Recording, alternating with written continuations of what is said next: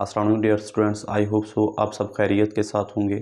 आज हम एफएससी के लेक्चर्स का बाकायदा तौर पे आगाज़ कर रहे हैं और इसमें हमारे पास एफएससी की मैथमेटिक्स में हम सबसे पहले जो चैप्टर स्टार्ट करने जा रहे हैं वो हमारे पास चैप्टर नंबर 3 है। और आप सब लोगों से रिक्वेस्ट है, अगर आप मेरे चैनल पर नए हैं तो आप मेरे चैनल को सब्सक्राइब कर लें, और अगर आप प्रॉपर मेरे लेक्चर्स की वीडियोज़ को देखना चाहते हैं तो आप नीचे दिए गए बेल के आइकन को प्रेस करें ताकि आप लोगों को मेरे चैनल से मिलने वाली जितनी भी अपडेट्स हैं आपको बर वक्त मिलती रहें। और अब हम स्टार्ट करते हैं। सबसे पहले हम देखते हैं इंट्रोडक्शन टू मैट्रिसेस में कि ये मैट्रिक्स है क्या और ये इसकी ज़रूरत क्यों पेश आई और इसको बनाने वाला कौन है और ये टर्म सबसे पहले किसने यूज़ की और उसके बाद इसके ऊपर ऑपरेशंस वो किसने डिफाइंड किए। ये सारा कुछ हम आज के लेक्चर में देखेंगे और इसके साथ ही हम इसके ये देखेंगे कि इसकी रिलेटेड जितनी भी टर्म्स हैं वो भी हम देखेंगे। सबसे पहले तो हम देखते हैं कि इसका हिस्टोरिकल बैकग्राउंड।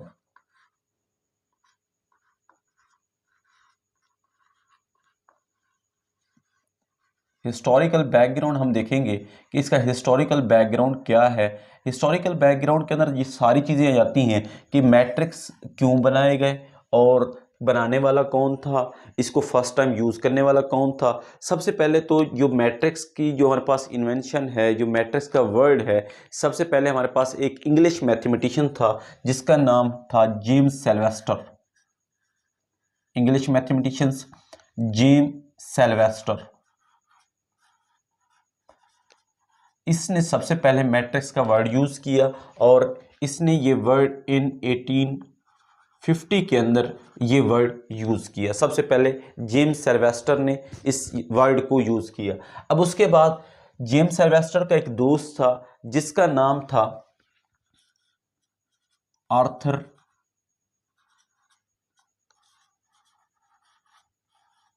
केले। ये हमारे पास जेम्स सिल्वेस्टर का दोस्त था आर्थर केले। इसने मैट्रिसेस के ऊपर जितने भी ऑपरेशंस हैं, यानी मैट्रिसेस की एडिशन है, मैट्रिसेस की सब्ट्रैक्शन है, मैट्रिसेस की मल्टीप्लिकेशन है, मैट्रिसेस का ट्रांसपोज लेना है, जितने भी उसके ऊपर ऑपरेशंस थे सबको डिफाइन करने वाला हमारे पास आर्थर केले था। और इसने ये सारे ऑपरेशंस किस एज के अंदर, किस हमारे पास ये आ जाएगा 1855 के अंदर, इस साल के अंदर 1855 के अंदर उसने ये सारे ऑपरेशंस उसने डिफाइन किए। अच्छा, उसके बाद सबसे पहले ये माइंड में एक क्वेश्चन अराइज होता है कि मैट्रिसेस की क्यों ज़रूरत पेश आई, मैट्रिसेस को बनाने की ज़रूरत क्या थी और ये क्यों बनाए गए, इसकी वजह क्या थी। दरअसल हमारे पास जो हम मैथ के अंदर देखते हैं डिफरेंट किस्म की इक्वेशंस जिनको हम सिमल्टेनियस इक्वेशंस बोलते हैं, सिमल्टेनियस लीनियर इक्वेशंस। अब हमारे पास सबसे पहले हम देख लेते हैं x + 2y = 3, ये हमारे पास इक्वेशन नंबर 1 है। और एक और इक्वेशन हम देख लेते हैं 2x - 2y = 4, ये हमारे पास दूसरी इक्वेशन है। अब ये दो इक्वेशंस हैं, इनको सॉल्व करने के डिफरेंट मेथड्स हैं। अब एक मेथड तो ये है कि आप इन दो इक्वेशंस में किसी एक वेरिएबल के, इसमें दो वेरिएबल्स हैं, एक x है और दूसरा y है, किसी एक वेरिएबल के कोफिशिएंट को इक्वल कर लो और उसके बाद इन दो इक्वेशंस को ऐड या सब्ट्रैक्ट करके वहां से एक वेरिएबल की वैल्यू फाइंड कर लो और जो वैल्यू हमारे पास हासिल होगी उस वैल्यू को किसी एक इक्वेशन में पुट करके आप दूसरे वेरिएबल की वैल्यू निकाल सकते हैं। अब इसमें देखिए हमारे पास अगर हम क्या करते हैं, इक्वेशन नंबर 1 को by adding equation 1 and 2, equation 1 और 2 को ऐड करते हैं तो हमारे पास क्या बनता है, x + 2y = 3 and 2x - 2y = 4। जब हम इन दोनों इक्वेशंस को ऐड करते हैं तो ये 2y प्लस का और माइनस का क्या हो जाता है, कैंसिल हो जाता है और हमारे पास x वाले ऐड होंगे तो ये आ जाएगा 3x = आ जाएगा हमारे पास 7 और x की वैल्यू आ जाएगी हमारे पास 7/3। तो हमारे पास ये x की वैल्यू निकल आई। अब यही x की वैल्यू आप इन दोनों इक्वेशन में से किसी एक इक्वेशन के अंदर पुट करके वहां से आप y की वैल्यू निकाल सकते हैं। अगर हम इस वैल्यू को put x = 7/3 in equation 1, equation 1 के अंदर पुट करते हैं तो देखते हैं क्या बनता है। तो हमारे पास x है 7/3 प्लस 2y = 3। अब हमारे पास ये आ जाएगा 2y = 3 माइनस 7/3 और इस साइड पे हम लेंगे एलसीएम तो हमारे पास एलसीएम आ जाएगा 3 और 3 3 आ जाएगा 9, 9 - 7 और हमारे पास ये आ जाएगा 2/3। तो हमारे पास 2y की वैल्यू आ गई, 2y हमारे पास आ गया 2y = 2/3, क्योंकि ये हमारे पास 2y इक्वल्स टू किसके आ गया 2/3 के। अब हमने निकालना था y, तो हमने y की वैल्यू हमें चाहिए, तो हम दोनों साइडों पे क्या करेंगे 2 के ऊपर डिवाइड कर देंगे, 2/3 डिवाइडेड बाय 2, तो हम 1/2 के साथ डिवाइड कर देंगे। अब हमारे पास ये 2 के साथ, ये 2 के साथ 2 कैंसिल हो जाएगा, तो हमारे पास क्या आ जाएगा y की वैल्यू आ जाएगी, y की वैल्यू हमारे पास आ जाएगी 1/3। अब हमने क्या किया, यहाँ पे हमारे पास 2y था, हमें चाहिए था y, तो हमने y के ऊपर पूरी इक्वेशन को डिवाइड कर दिया, यानी कि y के साथ जो भी कोफिशिएंट होगा, y के ऊपर नहीं बल्कि y के साथ जो भी कोफिशिएंट होगा, जिस तरह यहाँ पे 2 है तो उस 2 के ऊपर हमने दोनों साइड पे क्या कर दिया डिवाइड कर दिया। इधर जब हम 2 के ऊपर डिवाइड करेंगे तो हमारे पास वो 2 के साथ कैंसिल हो जाएगा, और इस साइड पे हमारे पास क्या आ जाएगा 2/3 मल्टीप्लाई बाय 1/2, और इस 2 के साथ ये 2 कैंसिल हो जाएगा, तो हमारे पास y की वैल्यू आ गई 1/3 1/3। अब एक मेथड तो है ये जो हमने पीछे अपनी बुक्स के अंदर पढ़ा था, यानी हमारे पास 10th ग्रेड तक हमने ये सारा कुछ देखा था, लेकिन क्योंकि अब हमारे पास एक बड़ा कंसेप्ट है, हम इससे यानी कि अगर हमारे पास दो इक्वेशंस हैं, सिंपल दो इक्वेशंस हैं, सिमल्टेनियसली हम उनको सॉल्व करके उसका आंसर फाइंड कर सकते हैं। लेकिन समटाइम्स ऐसा भी होता है कि हमारे पास सिमल्टेनियसली बहुत सी इक्वेशन होती हैं, यानी हमारे पास फॉर एग्जांपल हमारे पास x + 2y - 3 इक्वल्स टू हमारे पास, या 3 हमारे पास 3z इक्वल्स टू हमारे पास आ जाएगा 4, और हमारे पास 2x - 4y + 2z equals to 2, and हमारे पास 4x - y + z equals to 1। For example ये हमारे पास तीन इक्वेशंस हैं, और ये तीनों की तीनों लीनियर इक्वेशंस हैं, और अब हम इनको सिमल्टेनियसली अगर सॉल्व करते हैं तो इस प्रोसेस के साथ मिस्टेक्स आने का चांस ज़्यादा है। अब इसके लिए मैथमेटिशियंस ने एक और मेथड अडॉप्ट किया। कौन सा मेथड? उन्होंने कहा अगर हमारे पास एक से ज़्यादा हमारे पास क्या आ जाए इक्वेशंस आ जाएं, लीनियर इक्वेशंस हों, तो उनको सॉल्व करना थोड़ा सा डिफ़िकल्ट हो जाता है हमारे पास। अब हम उन्होंने एक और कंसेप्ट बताया जिसका हम मैट्रिसेस बोलते हैं, कि इन इक्वेशंस को, इन सिमल्टेनियसली इक्वेशंस को आप एक मैट्रिक्स की फॉर्म में लिखें, और उस मैट्रिक्स को सॉल्व करना बहुत ईजी है। और इस तरीके से हम इसको मैट्रिक्स की फॉर्म में लिखेंगे। इन मैट्रिक्स फॉर्म जब हम इनको लिखेंगे, in matrix form we write in matrix form, in matrix form के अंदर हमारे पास क्या बनेगा, इन मैट्रिक्स फॉर्म हमारे पास तो यह आ जाएगा 1 2 -3 2 -4 2 और 4 -1 1। अब ये हमारे पास एक मैट्रिक्स बन गया, और हमारे पास x y z equals to हमारे पास आ जाएगा बेटा 4 2 1। ये हमारे पास इन मैट्रिक्स फॉर्म है। सिंपल हमने क्या किया, सिंपल हमने ये किया कि ये जितनी भी हमारे पास इक्वेशंस थी, इन इक्वेशंस के जितने भी वेरिएबल थे, पहली इक्वेशन में हमारे पास variable x y z variable था।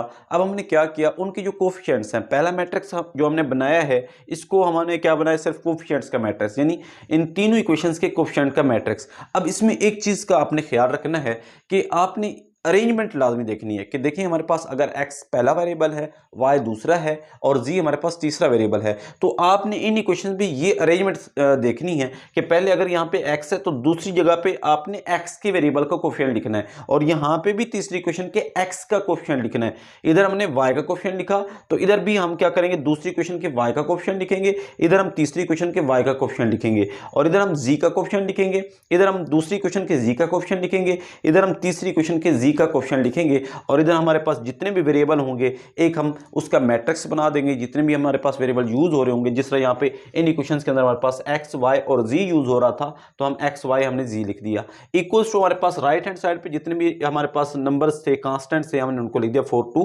1। अब इन इक्वेशंस को सॉल्व करना with the help of matrices easy था, क्योंकि हमारे पास जब ज्यादा, ये तो हमारे पास अभी 3 इक्वेशंस हैं, इसी तरह जब हमारे पास 3 से ज्यादा 4 5 या इससे भी ज़्यादा हमारे पास इक्वेशंस आ जाएं तो उनको सॉल्व करना हमारे लिए सिमल्टेनियसली बहुत मुश्किल हो जाता था। अब उसके लिए हमने मैट्रिक्स की फॉर्म में जब हम उसको लेके आते हैं, और मैट्रिक्स से रिलेटेड जितने भी उनके ऑपरेशंस हैं जब हम उनको सीख लेंगे, तो उससे इन इक्वेशंस को सॉल्व करना विद इन सेकेंड्स ईजी हो जाएगा। अब हम इनकी मैट्रिक्स की प्रॉपर उसके ऊपर आते हैं कि इसकी डेफिनेशन क्या है, इसका कंसेप्ट क्या है, और इससे रिलेटेड जितनी भी टर्म्स हैं वो हम देख लेते हैं। हिस्टोरिकल बैकग्राउंड में हमने ये देख लिया कि मैट्रिक्स में सबसे पहले मैट्रिक्स का कंसेप्ट किसने दिया था, और मैट्रिक्स के ऊपर जितने भी ऑपरेशंस हैं वो किसने डिफाइन किए, और दूसरी चीज़ हमने ये देखी कि मैट्रिक्स की जो हमारे पास हाजत है, मैट्रिक्स की जो ज़रूरत है, ये क्यों पेश आई, मैट्रिक्स की वजह क्या थी। मैट्रिसेस को बनाने का यही मेन मकसद था कि हमारे पास जितने भी इक्वेशंस आ जाएँ उनको सॉल्व करना हमारे लिए डिफ़िकल्ट नहीं रहता बल्कि ईजी हो जाता है। अब हम देखते हैं मैट्रिक्स, मैट्रिक्स क्या होता है, इससे रिलेटेड जितनी भी चीज़ें हैं वो देख लेते हैं।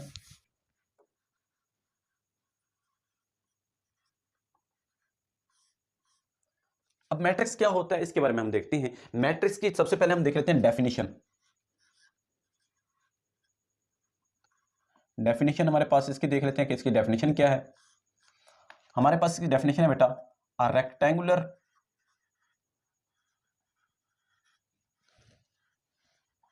array of numbers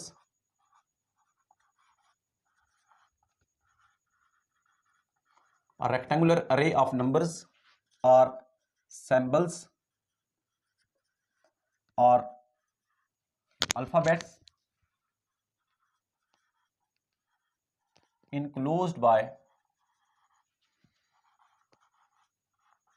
pair of square brackets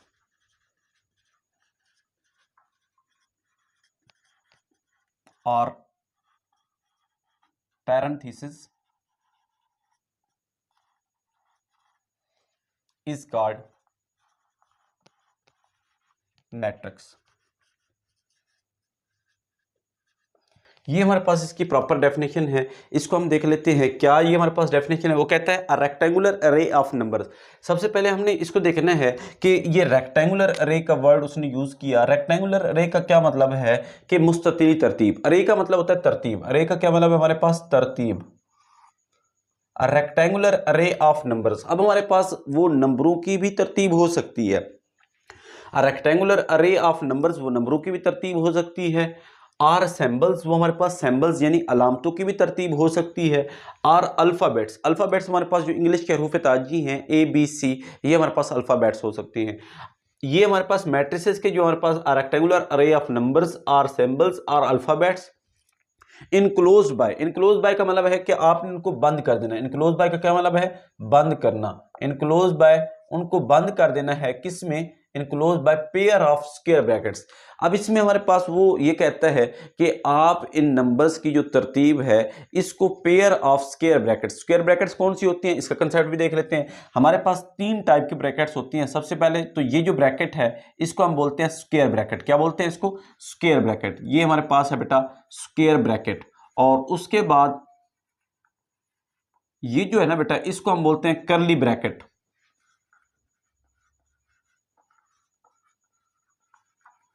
या इसको हम क्या बोलते हैं, ब्रेसेस भी बोलते हैं।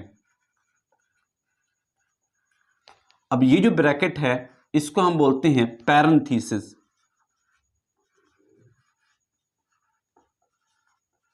या इसको हम बोलते हैं राउंड ब्रैकेट।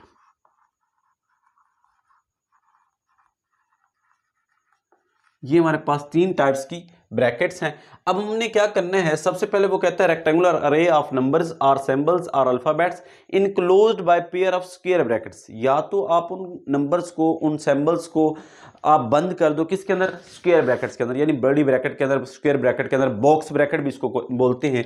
ये हमारे पास बॉक्स ब्रैकेट भी इसको बोलते हैं, बॉक्स ब्रैकेट। बॉक्स ब्रैकेट के अंदर इसको बंद कर दो, या आप क्या करो, इसको पैरेंथेसिस के अंदर यानी आप इसको राउंड ब्रैकेट के अंदर इन नंबर्स को बंद कर दो, तो हमारे पास जो हमारे पास शेप बनती है उस शेप को हम क्या बोलते हैं, मैट्रिक्स बोलते हैं। उस शेप को हम क्या बोलते हैं, मैट्रिक्स बोलते हैं। A rectangular array of numbers or symbols or alphabets enclosed by pair of square brackets or parenthesis is called matrix. अब यहां पे एक और चीज भी उसने यूज की कि हम यहां पे हमारे पास उसने कहा नंबर्स। अब नंबर्स में हमारे पास डिफरेंट किस्म के नंबर हो सकते हैं। वो हमारे पास रियल नंबर्स भी हो सकते हैं, वो हमारे पास कंप्लेक्स नंबर्स भी हो सकते हैं।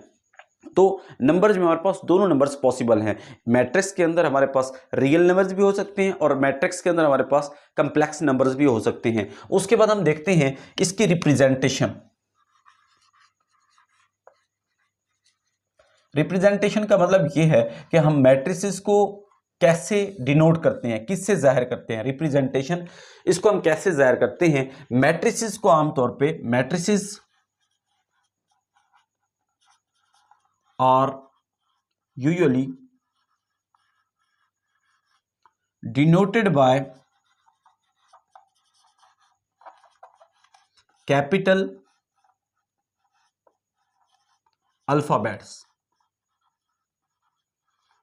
हम इनको आमतौर पे capital alphabets A B C up to so on इस तरह हम इनको नाम दे सकते हैं, यानी हम इनको कैपिटल अल्फाबेट्स के साथ मैट्रिसेस जितने भी हैं उन सब को हम कैपिटल अल्फाबेट्स के साथ उनको नाम देते हैं। अब यहाँ पे ये भी आप याद रख लें कि जो हमारे पास मैट्रिक्स है ना, ये हमारे पास सिंगल एक मैट्रिक्स की बात करेंगे। ये हमारे पास मैट्रिक्स हमारे पास सिंगल एक की जब हम बात करेंगे तो हम बोलेंगे मैट्रिक्स। अब इसकी जो प्लूरल है ये हमारे पास सिंगुलर है, इसकी जो प्लूरल है वो हमारे पास क्या है, मैट्रिसेस। यानी जब हम एक से ज्यादा हमारे पास मैट्रिक्स की बात करेंगे तो हमारे पास क्या होंगे, उसको हम क्या बोलेंगे, matrices.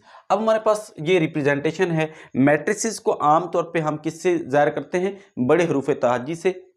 Matrices are usually denoted by या represented by capital alphabets A, B, C up to so on। अब हम देखते हैं examples of matrices। हमारे पास के matrices की examples कौन कौन सी हैं, फिर हम इसको आगे चलाएंगे लेक्चर को। एग्जाम्पल्स ऑफ मैट्रिसेस में हम सबसे पहले देखते हैं, सबसे पहली एग्जाम्पल हमारे पास क्या है, हमने देखा रेक्टेंगुलर अरे ऑफ नंबर्स। क्या है हमारे पास, नंबर्स। तो हम सबसे पहले तो एक मैट्रिक्स की टाइप लेते हैं नंबर्स वाली ना। अब हमारे पास 1 2 3 4 फॉर एग्जाम्पल ये हमारे पास एक मैट्रिक्स है, ठीक है ना बेटा। अब सबसे पहले तो हमने देख लिया कि ये हमारे पास नंबर्स वाला आ गया। अब उसके बाद वो क्या कहते हैं, आर सैम्बल्स, यानी हमारे पास rectangular array of numbers or symbols. अब हम एक और टाइप बनाते हैं सैम्बल्स वाली।